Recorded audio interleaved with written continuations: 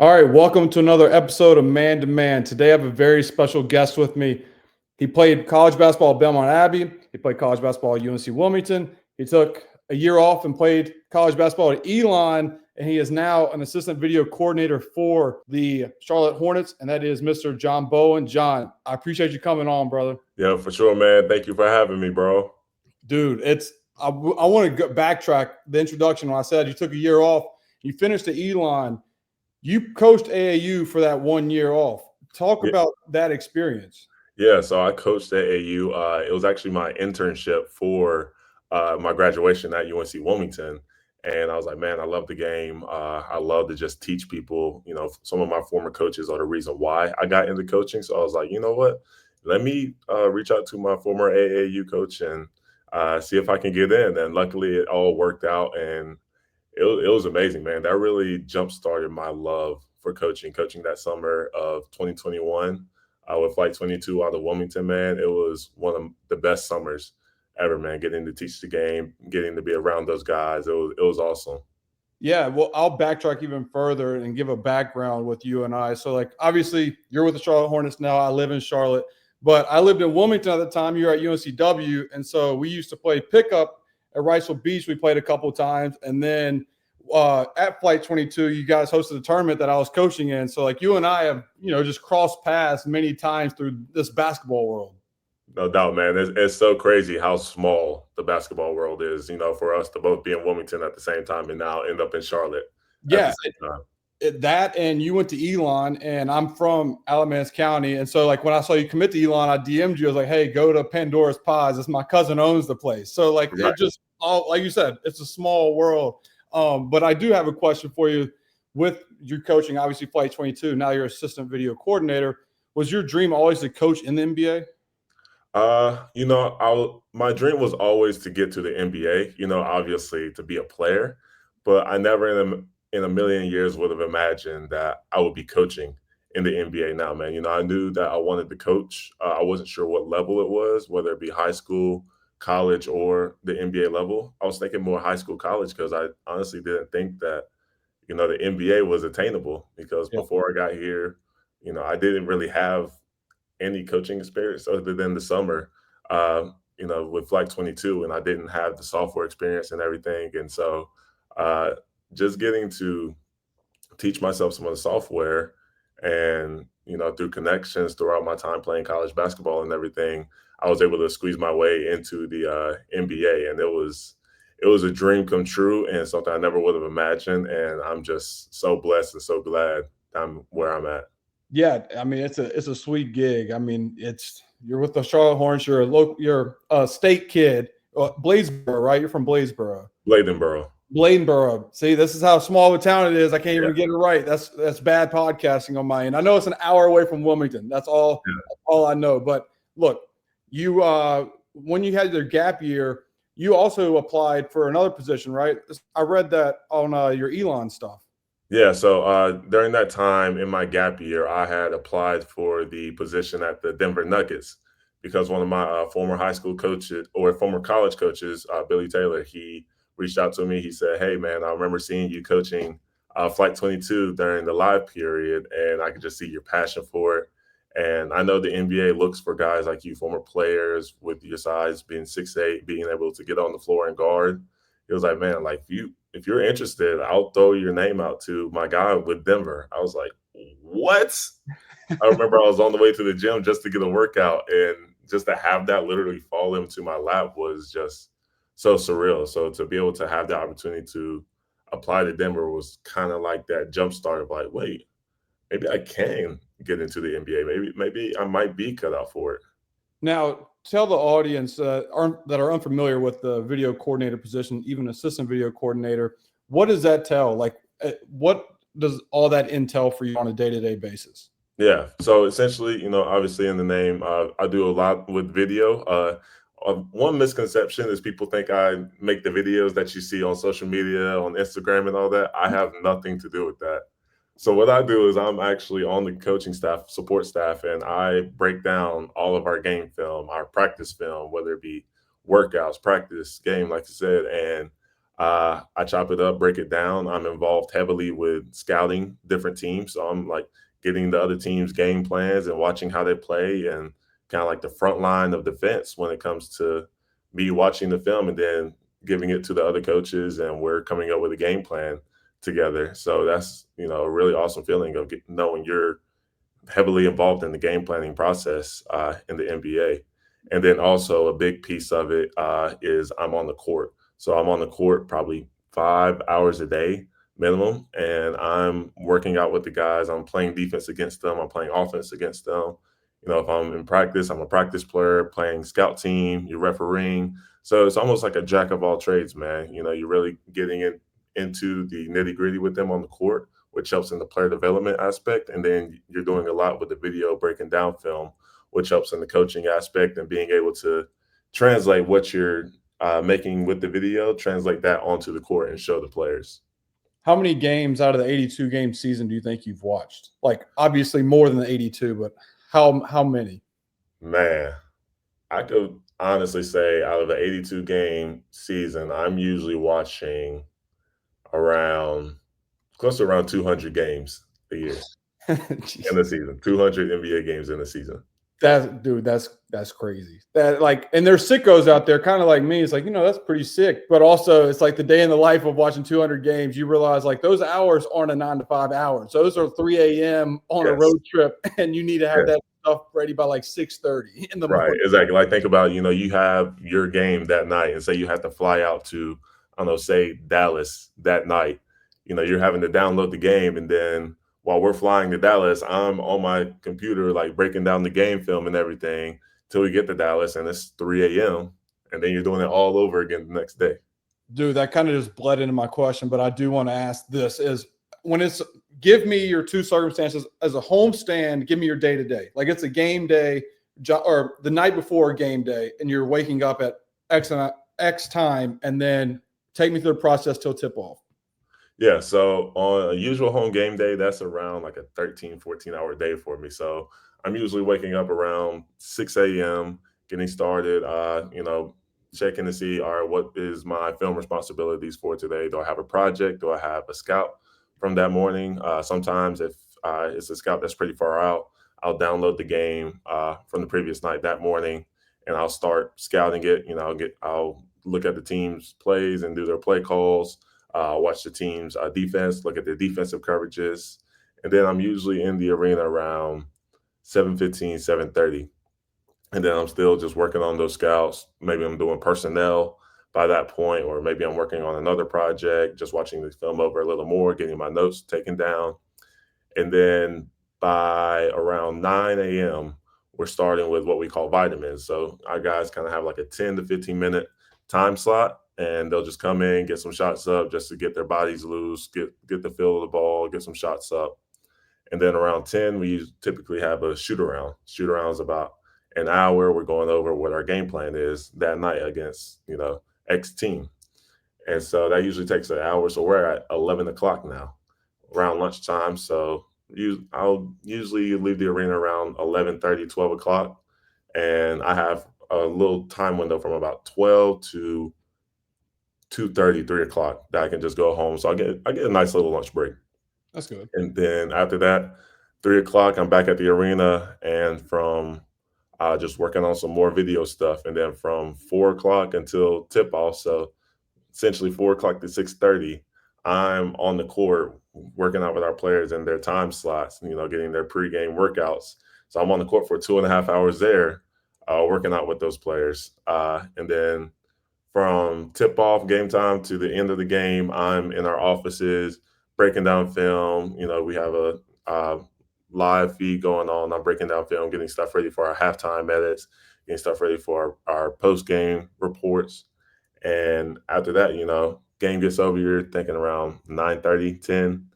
And then after that, you're getting the game film, distributing it to all the other coaches. And then you're going home and breaking down the game film of that game. So usually by the time I get home, it's around 10:30, 11, and I'm up working on the game and stuff probably until about 12, 12:30. Yeah, I mean, especially back to back. Yeah, and then you go to bed and do it all over again.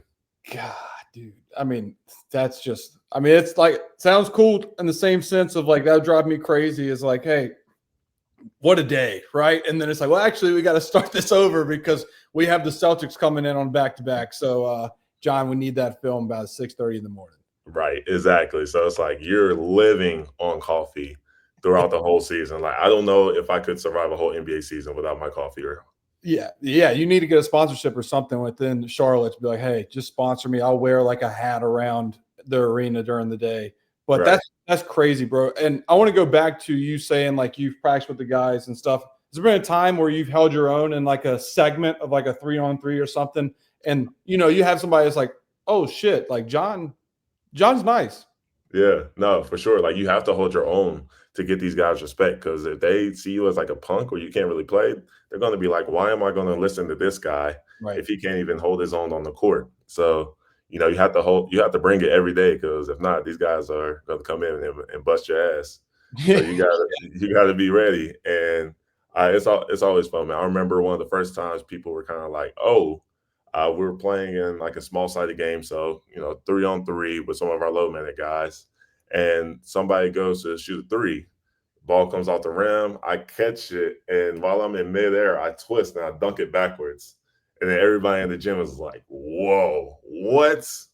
And then that's kind of like when guys kind of got started to get my respect, and I got their respect, and it was really good. So you have to hold your own on the court every single day because you're going against the best players in the world, and you're trying to coach them. You're trying to get them game like reps to the best of your ability. Yeah, and like you said, like you need to show that you belong on the same court, not in the sense of like being an NBA player, but in the sense of you have the basketball IQ and the wherewithal of knowing what you're doing or what you're trying to explain for them, when you do drills. So you having that dunk does not surprise me because you could jump out of, I'd say jump out of the gym, but every time we played pickup was outside, you could jump and touch the backboard, the top of the backboard, it seemed like. So that does not surprise me at all. Who is the best one-on-one player on the team that you've seen? That's what I want to ask. That's what I want to That's know. one, man. You're like, this dude is going to come in. He might not even be the best, but it's like the smoothest. You're like, all right, this dude, he is tough. Move. Obviously Melo is up there, but I feel like one that is starting to get on notice, but people are still don't really know about is Trey, man. That guy is That's what I was fishing for, John. That's what I was fishing for. Thank you. Trey, man, is so smooth. He was my candidate for sixth man of the year if he hadn't had his injury during the season. That guy is like we call him Trey I because he's like so much like Allen Iverson. Like, dude, just has the smoothest game, smooth jumper, sneaky bounce, like sneaky athletic. Like that guy is one of the smoothest one-on-one players I've played against. Dude, I love his game. Like when the Hornets got him from OKC, I was like, oh, this dude's not like I knew him from Florida, but then when he came in and made an impact, like immediately when he came in, but then this past season, which we're gonna get into a little bit, those 10 games that he played, I was like, this is one of the best, like not no names, but you don't know much about him guys in the league, not just for the Hornets, but like this guy could give you 20 plus a night and he's not even being aggressive. He plays like a dancer. You know what I mean? Like he's just always in fluid motion and it's rhythm. And yeah, Trey, man, I'm glad you said that because that's where I was going to hint to was I don't know who it is, but Trey Man's going to be my blind pick. So you said my pick. So thank you, God. Yeah, no doubt. Shows a little bit what you're talking about, man. Like he's smooth, bro. He is so smooth. I do want to ask too, since this is you just finished year 3, right? Yeah. So year 2. Finish year 2. Finish year 2. So your first year was with Steve Clifford and his staff, and now obviously Charles Lee and his staff. What has there been a difference to you of like, not better for worse, but just a difference in staff that you've seen? Yeah, obviously, when you bring in a whole new staff, there's going to be some differences. So I think it's been a great learning experience too to get different backgrounds, different experiences, get different ways of how do you want to run your system, how do you want to run your team, and just having those two backgrounds, just coming together and being under both of those umbrellas has been just really really impactful in terms of learning what are things that I like. If I were to become a head coach one day, I like this, I don't like this, and so it's great to have almost like that tree knowledge coming from different backgrounds because there's beauty in both of them. Yeah, and one guy I want to talk about that's on the staff with you is, I mean, he is basically the face of the Charlotte franchise because he's the Hornet and the Bobcats. Kemba Walker, what is it like coaching alongside him, or being in the same place as Kemba Walker? Yeah, man, K-Walk, that's my guy, man. He's one of the greatest people that I've ever met. Humble, down to earth, and just an overall great human being, man. It was crazy because from North Carolina, growing up, Kimba's drafted to the then at the time Bobcats, and so you're growing up watching Kimba. So for him to walk into the building and knowing that I'm getting to coach alongside him was definitely surreal in the beginning, but it was also one of those things where, like, man, this is really cool to be able to hear some of his stories of being in the NBA, and then also the knowledge that he brings is just amazing, man. Because he's former All-Star, man. People forget Kimba could hoop. And I was going to say too, with Kemba Walker, like including him, I mean, you have Trey Mann, who we just talked about, LaMelo, who everybody knows, and Kemba. That's three really good point guards that are in Charlotte that have a lot of ball knowledge as well. But that's three talented individuals that are in the room at all times together. For sure, man. It's just awesome to get to see them and seeing their minds work and just see how smoothly they flow within the game, man. It's really just like it's surreal sometimes of, like, man, like, I really get to do this. I really get to be in here with these guys, coach these guys, and also learn from them, because as a coach, you're always learning from your players as well. What are you looking forward to the most for this upcoming season for you and the team? I think just another year of just growth, man. We've made steps in the right direction this past year, and it's just excitement of getting Charlotte back to being where it once was, and then making Charlotte the premier franchise of the NBA, man. It's not an overnight deal, but it's building blocks. Rome wasn't built in a day, but just seeing the vision that our ownership, our leadership has is just very engaging and inspiring. And I'm just so excited to see another year of growth and seeing our guys take that next step in maximizing their potential as individuals and as a team, man. Yeah, well, I can tell you what I'm not even looking forward to is more of hoping this season is just healthy. That's all I care about, because the roster is not like the record is the record, but the record is not because of the lack of talent. It's just the talent has been off the floor because of injury. Like LaMelo, obviously, he's missed time. Trey, who we talked about, has missed time. Brandon missed time after a really good rookie year that had LeBron saying after the game, like, this dude's legit. Like, I just want a full season of health, John. That's all I want, and I'll be a happy man. I don't care about win-loss at that point. I just want to see a healthy team. And you could tell Charles Lee, hey, if he needs to hire somebody to sage Spectrum Center every day, I can do that. I will quit my day job and just be the sage guy for the Hornets, where I'm saging every aspect of Spectrum Arena before a game. Infallible. No, I got you, bro. Yeah, man. It's just been so unlucky with just battling the injury bug, man. It's just one of those things. It's just like a bad roll of luck the past couple of years with that. But, credit to our training staff. They've been working diligently day and night to make sure our guys are getting back to the court at a timely manner, and also making sure they're taken care of in injury prevention and everything. And, sometimes it's just some things are just going to happen, and that's the name of the game. But, credit to our players and our training staff, because they work diligently to make sure these guys are prepared and getting their bodies back to normal. Yeah, no, I agree. I like the new training staff. I like everything, like the new regime that has came in, the new ownership, new front office, new coaching staff. They retained you, so that's already a right thing for me, because I was like, please. So I'm glad that you are back for going to year 3. I mean, that's massive. And last thing that I want to say before we go, it's a fill in the blank. So it's just one fill in the blank for you, John. And here it is. With the 4th pick in the 2025 NBA draft, the Charlotte Hornets select. You'll have to find out on June 25th. Con Knipple. Nah.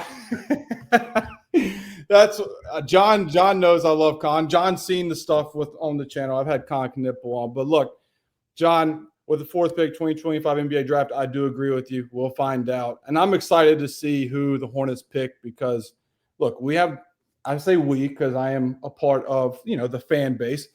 we have the right cornerstones and the right staff. And I think that in this upcoming year, Jeff Peterson's proven that he's aggressive with making deals as well. So I think this upcoming season is going to be very exciting. And regardless, I trust the team and I trust the vision. And most importantly, brother, I appreciate you coming on this. This has been fun. And I better see you soon chopping up film on Synergy at a coffee shop. No doubt, man. You know, I'll be there, bro. Thank you for having me, man. It's been great, and love what you're doing with the show, bro.